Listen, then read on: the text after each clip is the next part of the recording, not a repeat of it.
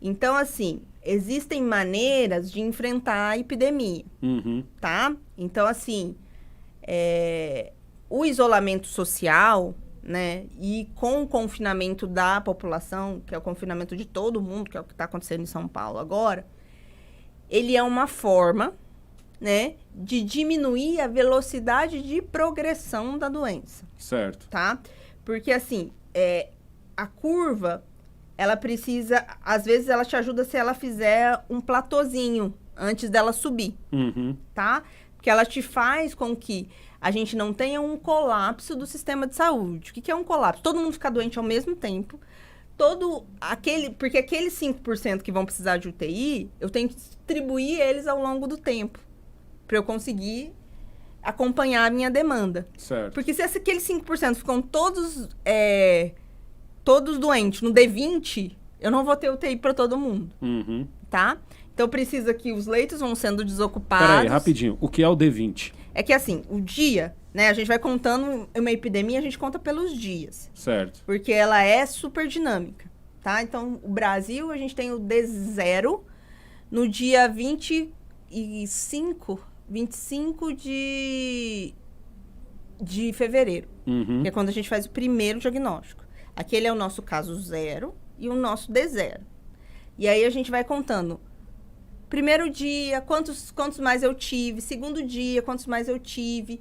Então, assim, a velocidade com que você vai aumentando os casos e a velocidade com que vai aparecendo os casos graves, ela te conta uma história, tá? Então, assim, no início eu vou ter só casos importados, tá? Isso é importante também saber. Que é a galera que veio de fora e tá... Fora. Depois eu tenho os casos que são a transmissão que ela é sustentada porque ele teve contato com alguém que veio de fora. Então, eu sei de onde veio, né? E aí, depois eu tenho a transmissão comunitária, que não esteve fora, não sei de onde pegou, nem nada. Que pode ter pegado da superfície. É quando o governo não tem controle. A comunitária já perdeu o controle. Tem mais controle.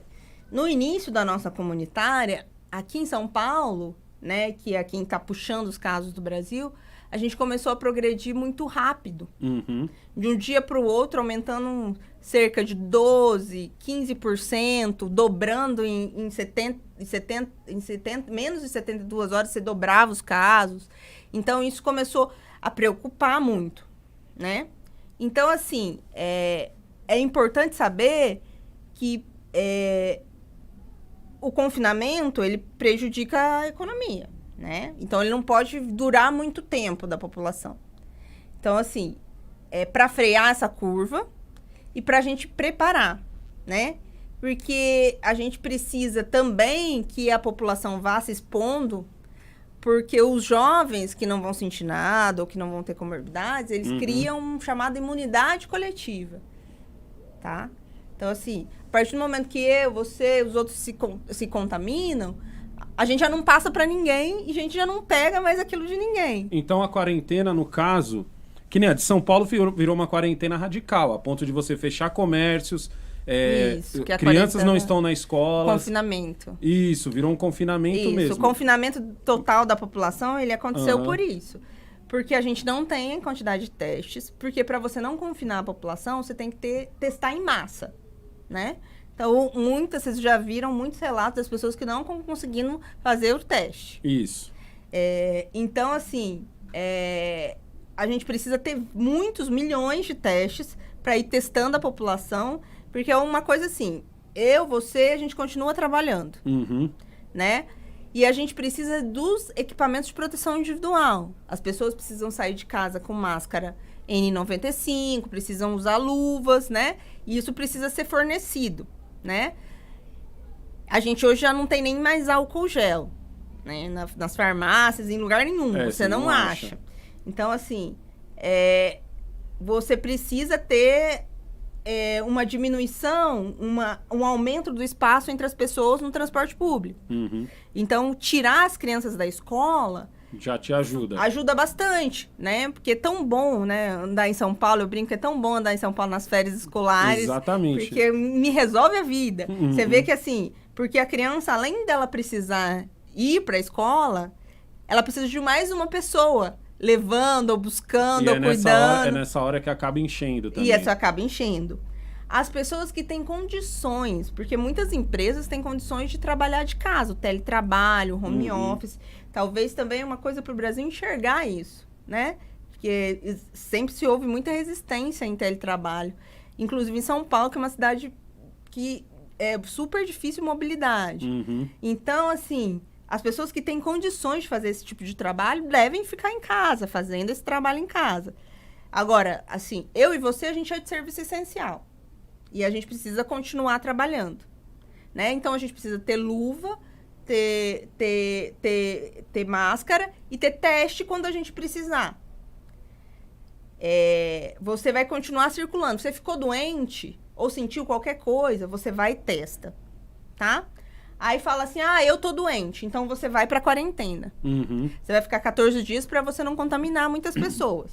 Enquanto isso, algumas pessoas que estavam doentes, elas já estão saindo da quarentena, então elas voltam pro jogo. E aí você tem um revezamento. Um revezamento de pessoas. E é onde acontece o que você estava falando, de que aquelas pessoas, elas já passaram, então o sistema imunológico delas já criou uma defesa. Isso. Era exatamente a minha próxima pergunta, que era, assim, vamos lá, peguei coronavírus, passei pelo processo e tal, fiz o teste deu, você pegou tal. No momento em que eu estou curado, eu estou imune? Ou é que nem gripe, que eu me curei da gripe, mas semana que vem eu posso pegar a gripe de novo? A gente ainda não conseguiu aferir a capacidade que esse vírus tem de mutar. Porque o influenza, que é o vírus da gripe mais comum, até o H1N1, ele é um vírus que ele consegue se modificar, tá? Mas você já tem uma primeira imunidade, ela te protege contra as formas graves, que seria a da insuficiência respiratória. Então, por isso que a gente teima todo ano. Faça uma vacina da gripe. Mais aguenta. Isso, faça a vacina da gripe. Vamos vacinar os idosos, porque isso diminui a apresentação de formas graves. Você vai ter, mas vai ser uma forma mais amena, que vai te livrar de uma hospitalização, uma coisa assim. Então, a gente sabe que a gente faz um revezamento de pessoas. E enquanto outras pessoas estão circulando, elas precisam ter teste fácil, né? Você precisa saber se está doente ou não, né?